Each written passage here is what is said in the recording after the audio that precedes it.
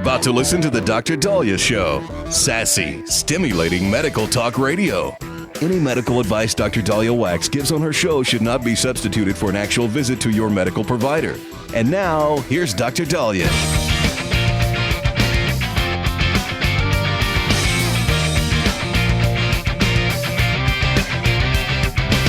All right. We are back on the Dr. Daliah Show. Thank you all for tuning in. 1-877-Dr. Dali, 1-877-DOC-DALI. So I was at a WNBA game last year. Our Aces did amazing. Congratulations to them for all their great work and season after season. And fortunately, nobody threw anything on the court. Well, apparently, one of the biggest headlines of the week is how idiots are throwing sex toys onto the courts of these games. So these women have to stop the play.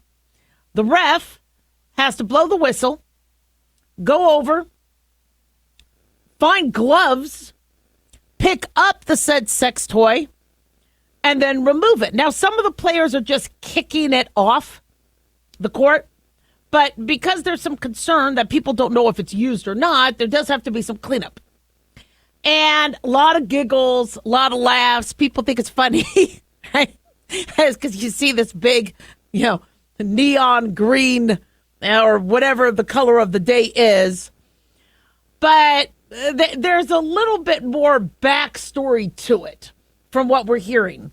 Now, when I see things like this, maybe I'm naive. I don't look at misogyny or anti-woman or anything. I don't look at it that way. I look at it as, people throw hats in hockey games. People throw water bottles or snowballs or whatever in football games. They throw hot dogs at baseball games and beer cans. And so at WNBA games, the projectile of the day is a sex toy. And people throwing things on courts or fields have been happening since the dawn of sports. That's nothing new. But it's going viral. And from what we're understanding, there is a company, or not so much a company, but a cryptocurrency meme coin creator saying they are responsible for this. And they are planning more pranks. The group of crypto enthusiasts and traders, according to USA Today, launched Green Dildo Coin, DILDO. So with all the crypto that's out there, Doge, Trump, Ethereum, Solana, Stacks, of course, Bitcoin. Now there's DILDO. And it's a meme coin that apparently is being traded. I thought it was just a joke. And they are protesting what they describe as a toxic environment in the crypto world. So they are throwing sex toys onto the court, interrupting a professional basketball game to protest a toxic environment. Are we all following this? Now, according to the group's spokesman, who spoke to USA Today Sports, he said, "We didn't do this because like we dislike women's sports," quote, or like some of the narratives that are trending right now are ridiculous, quote. He says, "Creating disruption at games is like, quote, it happens in every single sport." He says, "We've seen it in the NFL. We've seen it in hockey, fans doing random things." Now, that doesn't really clarify what's going on, but people are getting arrested. There have been 2 arrests, I believe, related to the July 29th sex toy projectile. Delbert Carver, 23 years old, was arrested, charged with disorderly conduct, public indecency, indecent exposure, and criminal trespass. Carver told police this was supposed to be a joke. This joke was supposed to go viral. Then Caden Lopez, an 18-year-old, was arrested this week after throwing a sex toy that hit a man watching the game with his 9-year-old niece in the crowd at a Phoenix Mercury game August 5th. He had a similar explanation.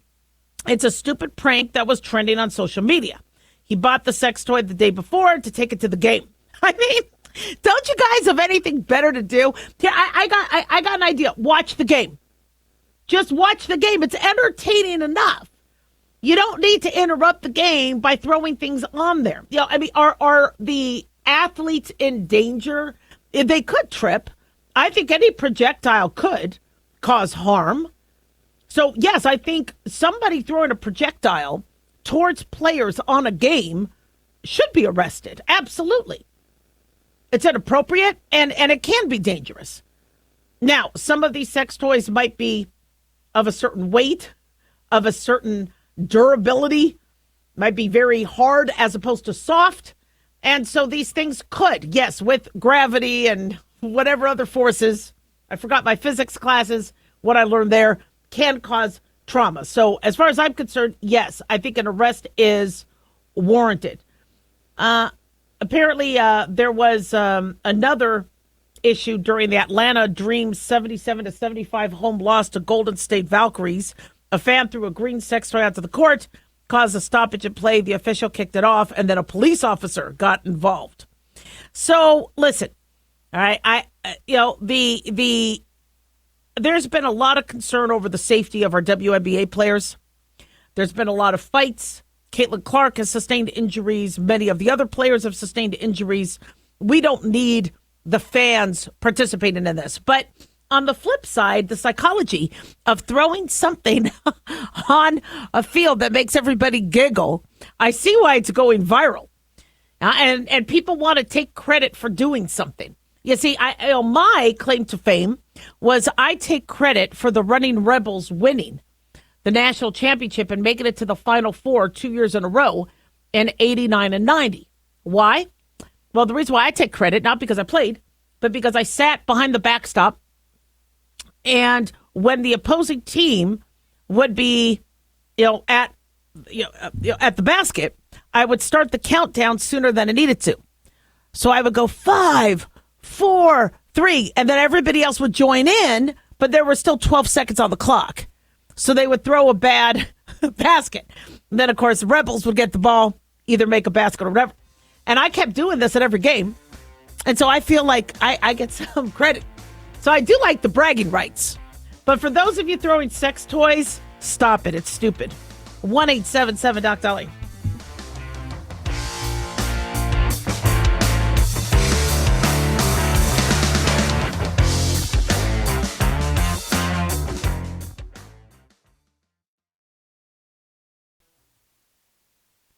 Dr. Daliah here. Are you tired, burned out, gaining weight, succumbing to the daily pressures of life? Well, how's your dopamine doing? How you feel right now, how you'll feel an hour from now, and how you'll feel next week is completely reliant on your dopamine. Our daily motivation and willingness to push through challenges depends on the intricate chemical process dopamine provides. Christian Kalikas and I created Deploying Dopamine, a book that tells you what dopamine is, when it dysfunctions, and how to successfully deploy it when needed. Find Deploying Dopamine on Amazon today. Check it out.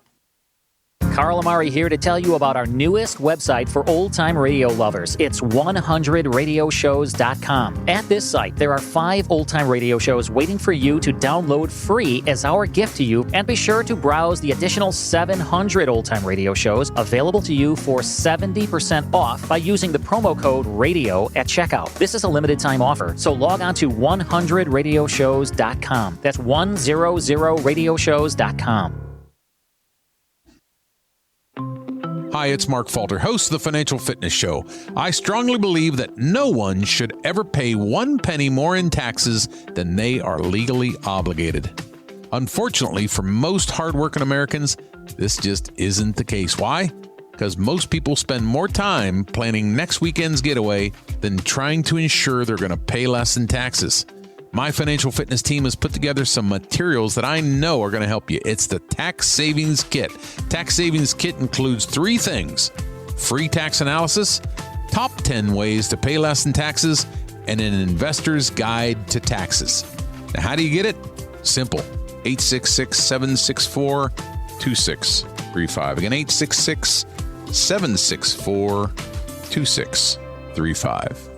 I'm Mark Falter. This is Financial Fitness, making personal finance profitable.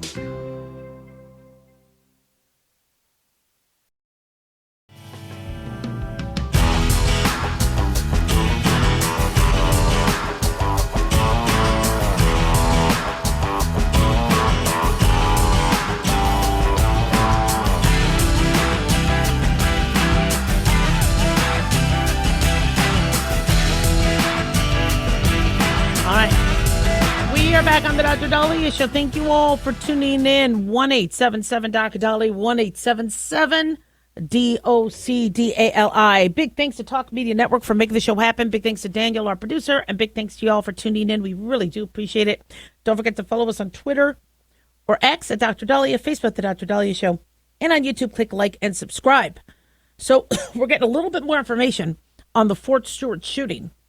And we are being told that the Army sergeant accused of shooting 5 soldiers at the Georgia military base a few days ago was a hard worker who was allegedly bullied over a speech impediment. Sergeant Quamelius Radford, 28 years old, allegedly opened fire on fellow soldiers at Fort Stewart Wednesday morning. NBC News says former Army pals say he was the target of bullying over a speech impediment while in advanced individual training at Fort Lee in 2018. Sergeant Cameron Barrett said he got bullied a lot. He was a friend of Radford's back in 2018. He said it was very bad to the point where he could barely talk. Sergeant Carlos Coleman, who was in the same formation with Bradford at Fort Lee, also told the outlet that he went quiet after people mocked his stutter. They said it was easy for those people to make fun of him for the way he spoke. Now, I don't believe, and this is being reported by the New York Post, that these individuals are defending his actions. They are just, there's no defense for what allegedly was done, shooting fellow soldiers. However, they are explaining what they saw back in 2018. He said, I saw him get quiet. I've never seen him angry. That's why I'm so surprised.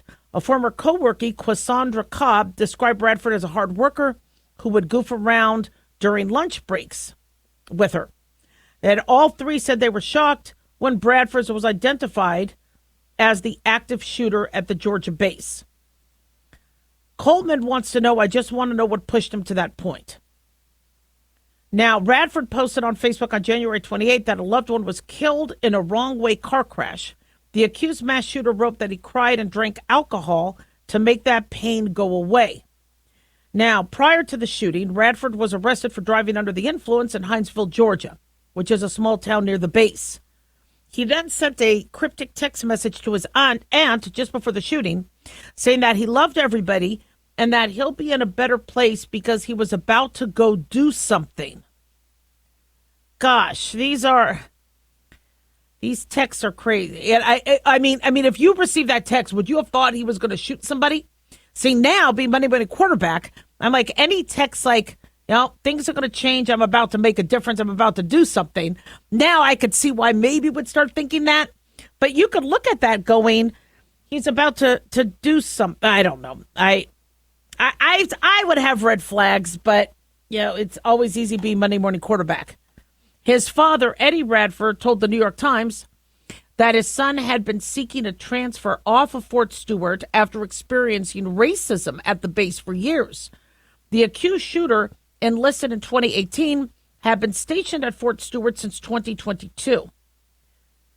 On Wednesday, he allegedly opened fire on co-workers in his units, injuring 5 before being tackled and subdued by 6 unarmed Army soldiers. Very courageous, and those soldiers have received the Meritorious Service Medal the following day.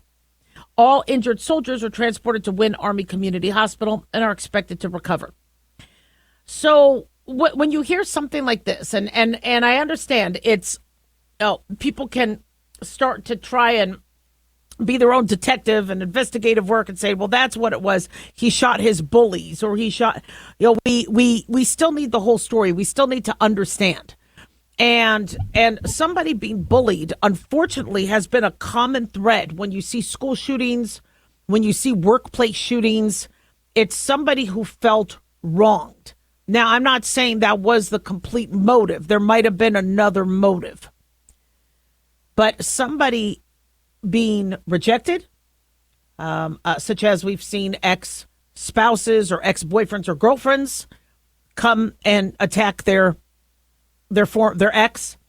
When it comes to being made fun of, ridiculed, that Roanoke, I think it was Virginia shooter, who was fired from his TV station he worked at, and then he guns down a reporter and the photographer, the videographer, while they were doing a live interview, and shot the person they were interviewing. And these individuals, unfortunately, who might not necessarily, which came first, the bullying or the shooting, or the odd behavior, or the mental illness? Are people with mental illness getting bullied, or are bullies, people who are bullied, then start to develop mental illness? I was bullied. I was bullied a lot. I went to 12 schools, and some of these bullies were real bad jerks. But I still love people. I want to take care of people. I don't want to hurt people. So, we're doing a better job in schools trying to stop bullying. Unfortunately, kids are mean. And our biggest bullies are our siblings. I mean, the way my brothers and sisters and I acted to each other was horrible. I see my sons. I'm like, really, guys? I mean, I'll intervene. I'm like, come on. Hey, quit being a jerk. Although that's not the language I use. I had to clean it up for on air. But one of the reasons why we have sibling rivalry and we go through kids bully, what is in our evolutionary drive to do that, is that's how we get ready for the outside world. Now, bullying can be dangerous, but the average sibling rivalry or friends bullying usually is not as severe as what could happen outside in the real world when you have dangerous people. And so it's part of nature's way of getting you trained. Unfortunately, some people are bullied so much that it just breaks them. And sometimes if they do have mental illness and they could be thrown over the edge, they feel the only way to bully back or fight back is going for the grenades as opposed to the BB guns. I bring up this analogy because I notice this with people fighting. For me, I already know what my ammunition is. I have it ready to go. And so I could do the first layer. I could do level 1, level 2. If I need to use more verbal ammunition, I know what I could do. But, I've had arguments and fights with people where they just go straight for the nuclear bombs, verbally, figuratively. And then they run out of ammunition. I let them do what they need to do. And then I go boom, boom, boom, boom. And I win most arguments. I don't think I've ever lost an argument, come to think of it. Because there's some strategy. Right? There's some choreography to it. But if somebody has mental illness or somebody doesn't know how to approach it, they go for whatever nuclear bombs they have. And I'm not saying that's what happened in this Fort Stewart shooting case. But maybe, because we want to move forward, we want to figure out how do we identify the next mass shooter. And maybe that's one of the litmus tests or the stress tests. You analyze people, you get them into you confront them, and you see if they go for the big bombs first, or if they do a gradual strategy. Now, I understand some people think, look, let me just bomb and move, and level them so they're no longer a threat. Now, I get that. That's a strategy also used in wars. But in terms of trying to identify who is the next mass shooter and where they're psychologically at, that might be, we might need to devise a test that looks at what happens when you push them. Because somehow this person felt he needed to kill his comrades. And that's Fort Hood. Same thing with the Fort Hood shooting. We already have enough enemies in this world to be dealing with friendly fire. We'll keep you posted. 1-877 Doc Daliah.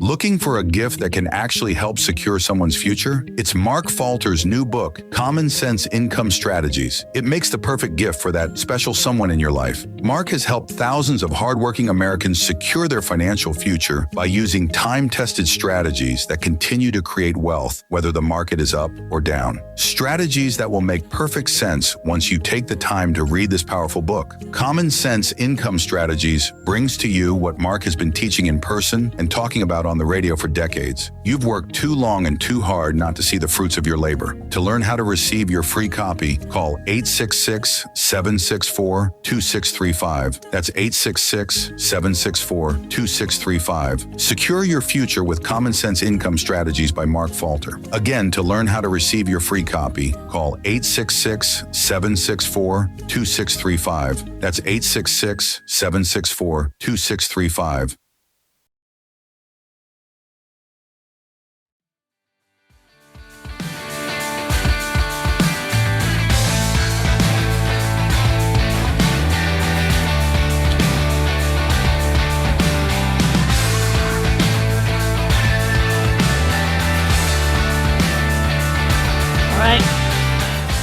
We are back on Dr. Daliah Show. Thank you all for tuning in. 1-877-DOC-DALI, 1-877-DOC-DALI.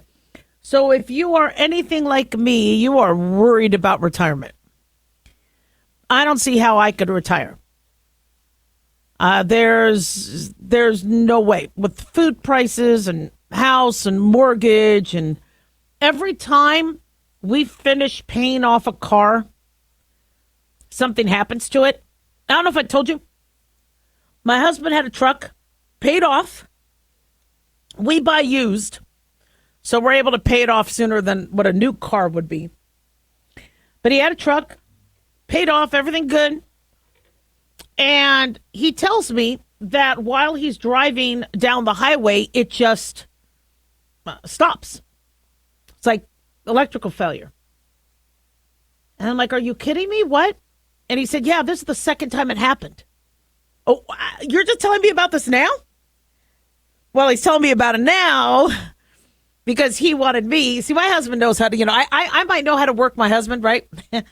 And win fights, but he knows exactly how to deal with me. If it's my idea, it happens. So he has to somehow figure out how to make it my idea. So he tells me, yeah, the car just died while I was driving on the freeway. I go, you need a new truck? Now. Let's pull somebody together, get a down payment, trade it in, try to get a good value. But the second time this happened, he was like, okay, reluctant. Really? Okay, if you think I need a new truck. So, I know he worked me. It's okay. Did it really happen twice? I believe him. He doesn't lie to me too much. So I believe that it happened twice, but that's frightening. Although, wait, come to think of it, you would think I would have heard about it the first time it happened because he would have needed a ride. So something's fishy. So you know what? Maybe he's lying to me. Well, as it stands, he got a new used truck. And because the trade-in value was only worth so much, and for what he wanted, now we're back to having another car payment. And I'm sick of it. I'm sick of it. My first car I got for $1,800. No air conditioning. It was a Chevy Chevette. And I made payments. I didn't finance. It was my very first time buying a car. I was with my friend Woody. And we go to the used car place. And I get him to bring down the price from $2,300 to $1,800. They go, okay, we need $1,800. I go, I don't have $1,800. I have $200 I work at Jack in the Box making $4 an hour. So I'm going to do what I can to, this is in the 90s, to make payments. He goes, well, then you have to finance it. And I'm like, so does that mean it's going to cost more? They go, yeah, that's how finance works. Okay, I was a biology major. In my defense, I was pre-med. So I didn't understand a lot of the financing things. I understood interest. And I said, no, my total price has to be no more than $1,800. So if you're going to finance it for me, we got to then lower the price because I don't want to pay more than $1,800 for this car. If not, I'm out of here. And so that's how they go, you know what, just make the payments. Although you come to think of it, $1,800 for a Chevy Chevette with no air conditioning. I think it was an 86 Chevy Chevette. Well, because the air conditioner broke. You know what? I needed it. I got by. I did what I had to. And it was a car. Worked out great. But then I had to go to medical school. And that Chevy Chevette would not really do well in snow. So I had to get myself a truck. And I bought an Isuzu truck for $6,200. Brand new. Because I needed a warranty. And that one I did have to finance and make payments. So I waited tables while in medical school. And with my tip money, I was able to pay it off. And the feeling of paying off a car, that it's amazing. It's like no other. But my whole life has been, I have to pay something off. And I never really put money towards retirement. I wanted to, but then I had family who said, I need money. I need help. My dad dies. So my brother is still in high school, and my mom needed help. So I had to get them a place to live, support them through that. Had to bury my dad, bury my grandmother. The money kept going. And when you own your own business, one of the last things I was thinking about after paying staff and keeping the business running was putting money away for retirement. I did save some money, but I never opened up a retirement account. Plus, us Gen Xers, I can't speak for all Gen Xers, but we remember Black Monday, right? We remember being scared of stock market crashes and the stock market. I think we had some apprehension more than some of the other generations. And so for me, I'm like, well, I'll put it in the bank. But again, I was a biology major. I wasn't a finance major. So it was only until recently that I started a retirement account, which means I'm screwed. Okay. And you hear like Dave Ramsey says, half the people in this country don't have a retirement account. One thing that I really like about the big, beautiful bill is Trump is giving $1,000. There's $1,000 deposit into a retirement account for children born in 2025 through 2028. Okay, that's pretty cool. That is going to hopefully help children start their retirement account. So the issue we have in this country is we don't have enough money for Medicare. We don't have enough money for Social Security. And the system would have worked if the majority of Americans were working, putting money into the system, and if the government didn't mismanage the money. One of the fallacies, the biggest scam that I was naive to fall for was I started working. I was working 3 part-time jobs in college. I was waiting tables in medical school. I've always worked. So I thought that the money I was putting into Social Security or Medicare had my name on it. But that money would grow. By the time I needed that money when I was 65, and now it's 67, or whatever the age has been changed to, that by the time I need to tap in on it, it's there, the account, it's in a safe deposit box, I get the key. No. The government mismanages our money. The money goes to other things. And then I get told, as the baby boomers are now getting told, and us Gen X's, that the money might not be there when you need it. What? Excuse me? Meanwhile, I'm paycheck to paycheck. I'm also paying off student loans. I'm raising 2 kids, working, trying to deal with daycare and family needs and extended family issues. And I'm expected to have put money away such that not only can I cover my mortgage or rent or any car payment, but also my medical expenses. It's impossible. If these Trump accounts work and kids will start off with $1,000 that could later grow into something they could retire on, that could be huge. But are families going to withdraw it? Is somebody going to spend it, saying you only live once? Are all kids going to be able to do this? Do taxpayers want to put money into somebody else's retirement when they don't have a retirement account? There's a lot of push for universal income. I'm mixed on that because I do not want citizens reliant on the Treasury, where the only way we survive is if the government feeds us. I don't like that at all. But if we don't figure out how to deal with our aging population and the high prices of things, and most of us not having enough of a retirement account, we got problems.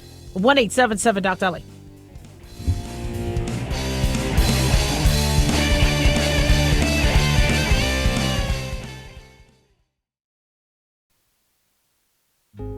Hey guys, it's Clyde. We've had a lot of requests for Ground Zero merchandise, so we put together an online store with a big variety of high-quality items. I'm really excited to let you know about these things. We have a lot to offer you and your loved ones. In addition to our regular apparel, such as t-shirts, beanies, hoodies, and hats, we've expanded our product line with posters, flags, aprons, mugs, and a whole lot more. We also have Ground Zero collectibles, along with a limited edition of items like a Clyde Lewis canvas portrait, a Ground Zero embroidered jacket that will certainly make for great gifts and for interesting conversations with family and friends. And we now offer publications such as Ron Patton's book about mind control, MK Zine, and back copies of the official magazine of Ground Zero while it was in print.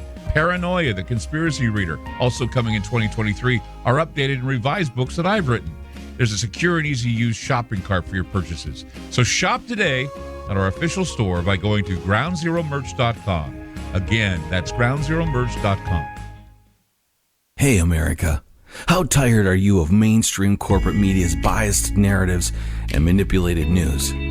Their dishonesty and attempts to influence this generation have been exposed, put on display for anyone who's even half paying attention. But the New American Magazine has been an honest source of news and commentary for over 50 years. This is your opportunity to receive this stalwart of principled journalism at a deep discount.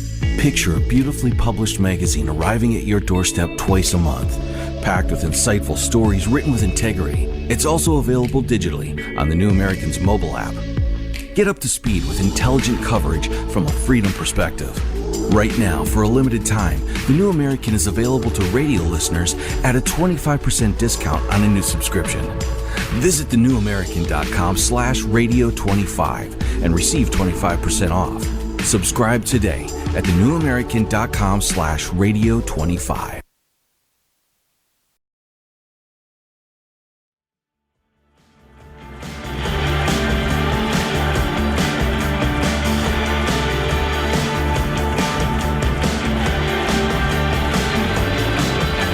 All right. We are back on the Dr. Daliah Show. Thank you all for tuning in. 1-877-Dr. 1-877-DOCDALI. So the demand for do-it-yourself medicine is skyrocketing. People are done with going to the doctor. They are done with going to urgent cares, going to ERs. They want to know what they could do in their home. They want things brought to them, or they just pick up what they need and do it yourself in terms of medicine. I don't blame them going, the way healthcare is after Obamacare, people's deductibles now are through the roof. So for them to go and see a provider, it costs them hundreds of dollars just out the gate. Urgent care, same thing. People are telling me it's $500 just to walk into a door of an urgent care, at least, on average. ER is even more expensive. And so patients, now that they have access to telemedicine, They want us to, treat at home. And the demand for, Dr. Drew, I think, is selling antibiotics that you could have at the house. And one of my listeners asked, how do I feel about, people having their own antibiotics at the house?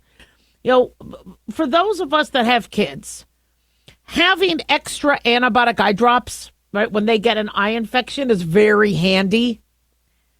But the problem is even me as a doctor, I can't do everything at home with my kids. My son had a really bad fever. No cough, but I noticed he was breathing quickly because in the rule in my house is whenever the kids were really young and sick, they sleep in mama's bed. Daddy, you go sleep on the couch or somewhere else because I need to monitor, the kid. And so in the middle of the night, I'm just noticing my son is breathing quickly. And I'm like, I don't think this is flu. And he ended up having bilateral pneumonia. The only way I knew that is because I x-rayed him. Can't do that at home. I had to take him to the office and get him x-rayed. And then we got him treated. And so the worry I have is people use up their antibiotics at home and then they are still sick. They're talking about in Mississippi how STDs are at an all-time high. We're hearing STDs are rampant. And according to WLBT, they said if you gather 100 Mississippians in a room, one of them has an STD. They say 1,200 per 100,000 Mississippians, or 1 out of every 100, has an STD. Gonorrhea, chlamydia, HIV, syphilis, herpes, one of them. And there's a boom of congenital syphilis, babies being born with syphilis.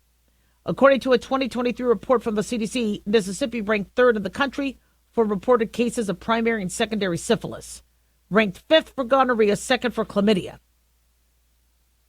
Now, the reason why I bring that up is many people will call up telemedicine saying, I have burning when I pee. It's a UTI.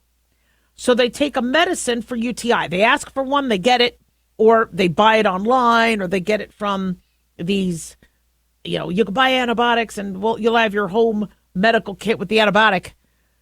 But if you have an STD or an STI, that antibiotic isn't working. It's a different one. And so I'm seeing people burn through the medicines they have at home only to still not get better. How many antibiotics did you take to try to get rid of your COVID? And you still had the cough. So it's nice to have emergency medicine if you need it, but when you waste it on the wrong diagnosis, that's a problem. Not to mention now, you're brewing resistance and you're gaining tolerance. So how do you avoid, the ridiculous costs to go to a doctor, treat yourself at home, and get the right care?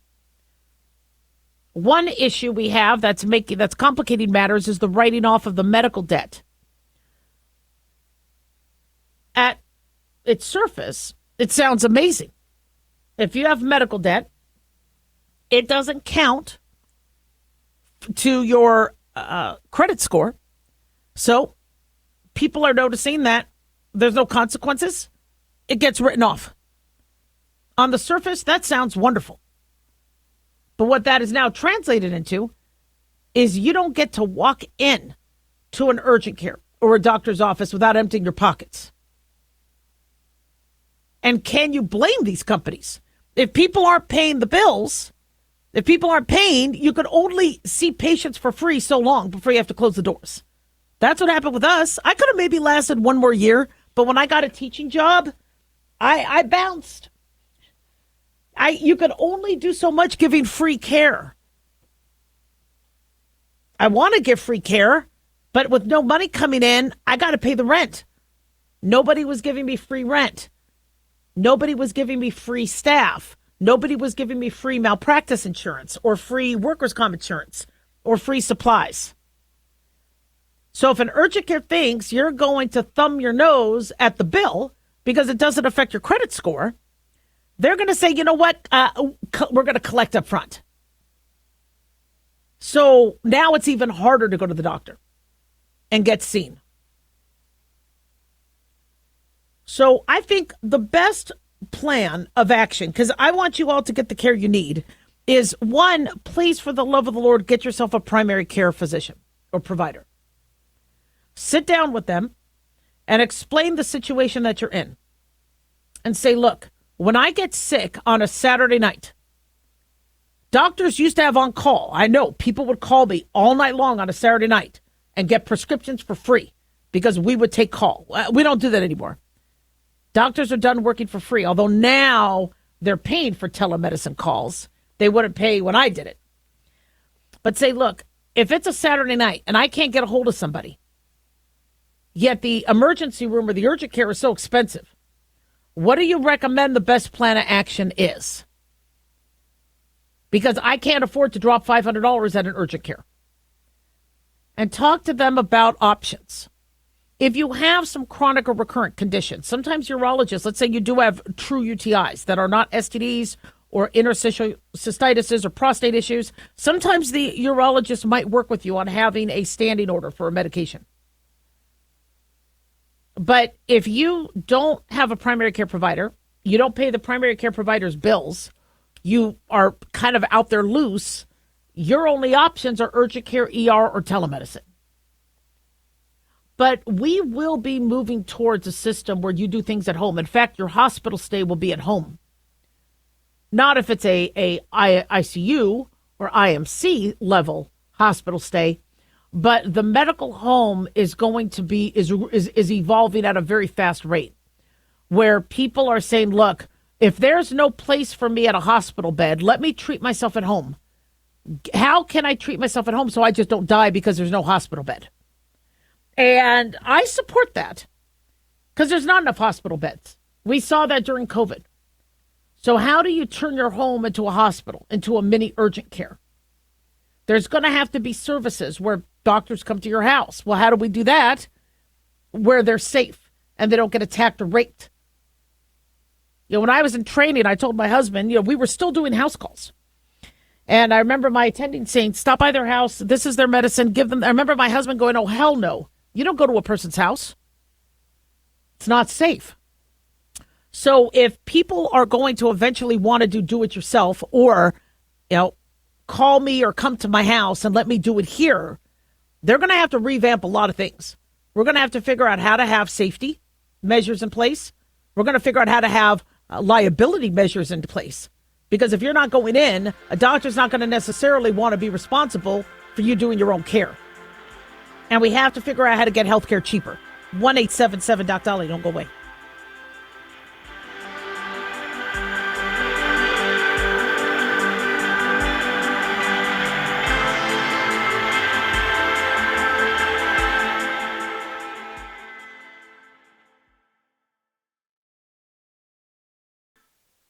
Looking for an easy read that can actually help secure someone's future? Pick up a copy of Mark Falter's book, Common Sense Income Strategies. For the past 30-plus years, Mark has helped thousands of hardworking Americans secure their financial future by using strategies that continue to create wealth, whether the market is up or down. Strategies that will make perfect sense once you take the time to read this powerful book. Common Sense Income Strategies brings to you what Mark has been teaching in person and talking about on the radio for decades. It's not rocket science, it's a pretty easy read. You've worked too long and too hard not to see the fruits of your labor. Common Sense Income Strategies is available now on Amazon or by calling 866-764-2635. That's 866-764-2635. Common Sense Income Strategies by Financial Fitness Show host Mark Falter. Secure your financial future today.